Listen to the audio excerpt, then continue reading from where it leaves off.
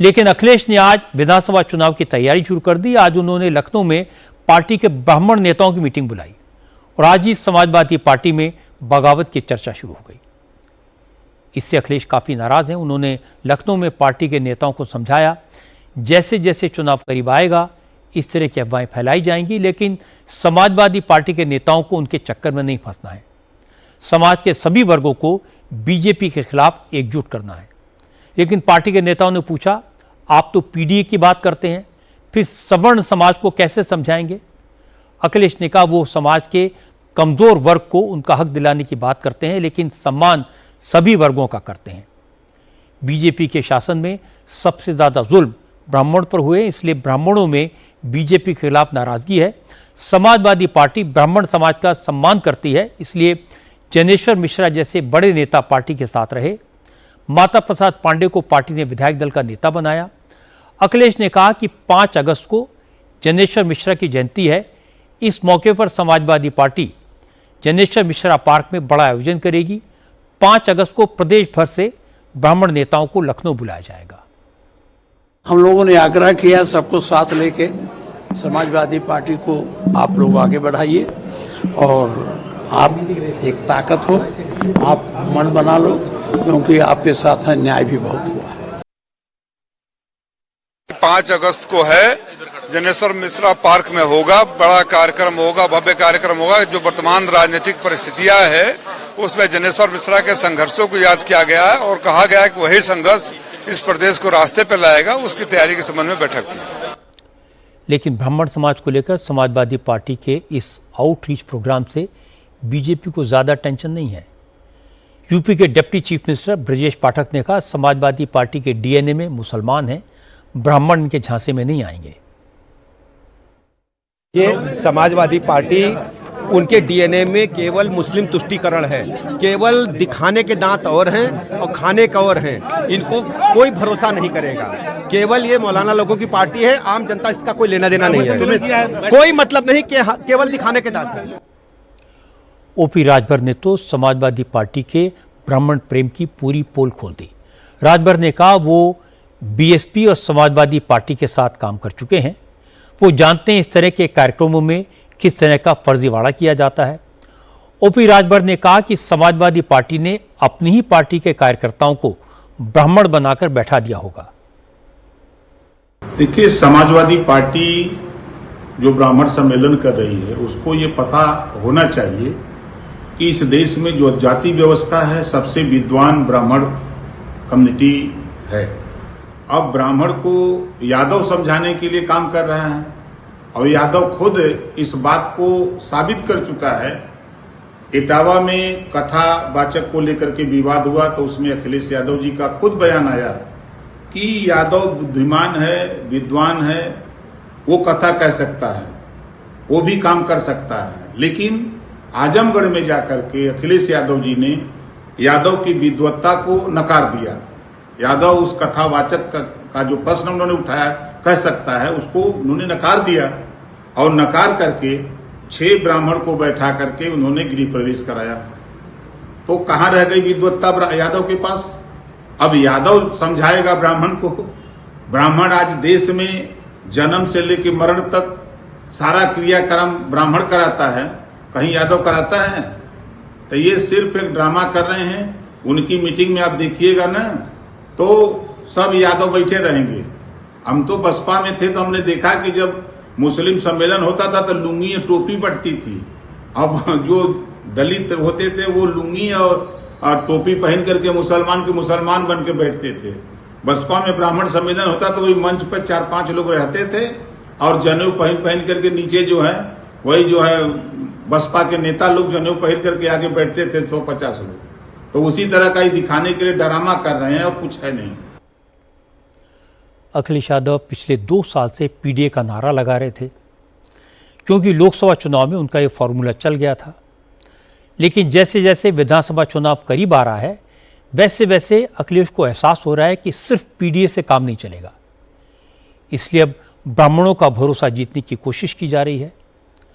लेकिन अखिलेश को ये समझना चाहिए कि यूपी की सियासत अब बदल गई है, लोगों की सोच बदली है।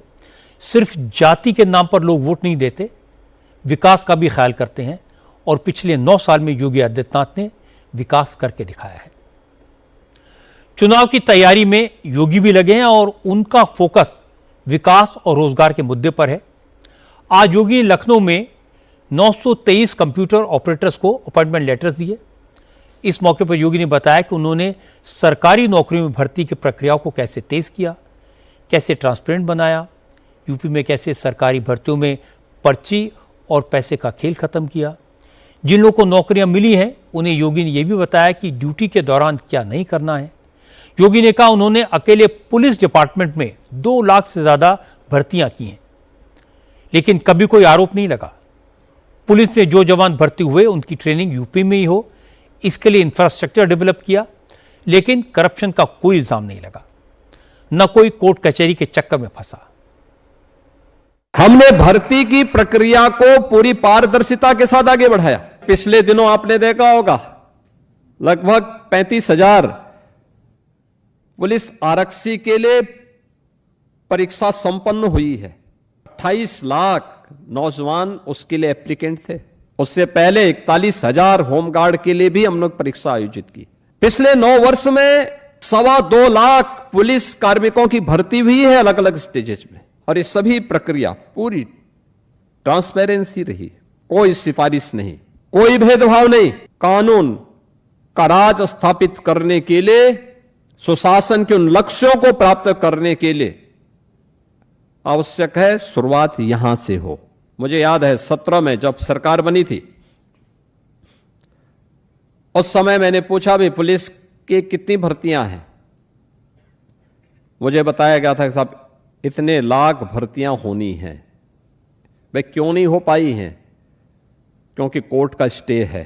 हमने उसमें कार्रवाई शुरू की, माननीय न्यायालय ने आदेश दिया कि आप भर्ती कर सकते हैं।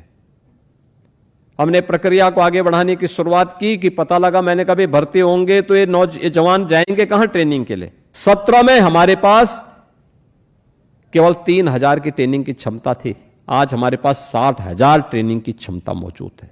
और आपने देखा होगा गत वर्ष हम लोगों ने 60,244 भर्ती की थी, और सभी 60,244 की भर्ती को ट्रेनिंग हमने यूपी पुलिस के ही अपने केंद्रों में ट्रेनिंग भी दी है उनको, और वे ट्रेनिंग लेने के बाद सफलतापूर्वक अब फील्ड में जाकर के अपनी ड्यूटी करना प्रारंभ कर दी है। इसके बाद योगी ने यूपी के पुलिस वालों को नसीहत भी दी। योगी ने कहा उन्होंने पूरी पारदर्शिता के साथ, ईमानदारी के साथ भर्तियां की हैं। अब पुलिस वालों की जिम्मेदारी है कि फील्ड में जाएं तो अपनी ड्यूटी ईमानदारी से करें, अपनी जिम्मेदारी को समझें। जो लोग ड्यूटी पर होते हैं और रील बनाते हैं, ये अनुशासनहीनता के दायरे में आएगा और सरकार इसे बर्दाश्त नहीं करेगी। हम लोग अक्सर देखते हैं ड्यूटी के दौरान बहुत सारे लोग रील बनाते रहते हैं। ये अनुशासनहीनता का एक पार्ट है। उस समय हमें अपनी ड्यूटी के प्रति सजग होना होगा, न कि रील बनाना होगा। हमें इस बात को ध्यान में रखना होगा कि जिस कार्य को हमें करना है उसके प्रति उतनी ही सतर्कता और उतनी ही गंभीरता भी होनी चाहिए, तब वह गरिमापूर्ण तरीके से परिणाम दे पाएगा। कोई ऐसा काम नहीं करना चाहिए जो अनावश्यक हमें हंसी का पात्र बनाए। सिस्टम पे अनावश्यक उंगली उठाने का प्रयास होता है। अपने आप तो कुछ कर नहीं सकते, लेकिन सिस्टम पे उंगली उठाते हैं लोग। भाई जो व्यक्ति जिसकी जहां ड्यूटी है वह कार्य करेगा तो परिणाम अपने आप आएगा। आप यूपी में किसी भी सीनियर पुलिस अफसर से बात करके देख लीजिए, उनके सबसे बड़ी प्रॉब्लम यह रही है कि उनके पास फोर्स की कमी थी। कानून व्यवस्था को लेकर योगी के प्रेशर के कारण और भी ज्यादा पुलिस कर्मियों की आवश्यकता है। कई साल तक पुलिस में भर्तियां अटकी रही। अपनों को अपॉइंट करने के चक्कर में हेराफेरी होती थी, कोर्ट से भर्ती पर स्टे लग जाता था। योगी के शासन में भर्ती का प्रोसेस शुरू हुआ। पुलिस वालों की भर्ती होने के बाद ट्रेनिंग में वक्त लगता था, उन्हें बाहर भेजना पड़ता था। इसमें भी सुधार हुआ। दूसरी चीज जो पुलिस अफसरों को परेशान करती है वो है थाने में रील बनाने की आदत। ट्रैफिक पुलिस वाले भी सड़क पर खड़े होकर ट्रैफिक कंट्रोल करने के बजाय रील बनाते दिखाई देते हैं। और ये वाकई में चिंता की बात है। योगी ने अच्छा किया कि इस मामले में नए पुलिसकर्मियों को आगाह किया और रास्ता दिखाया।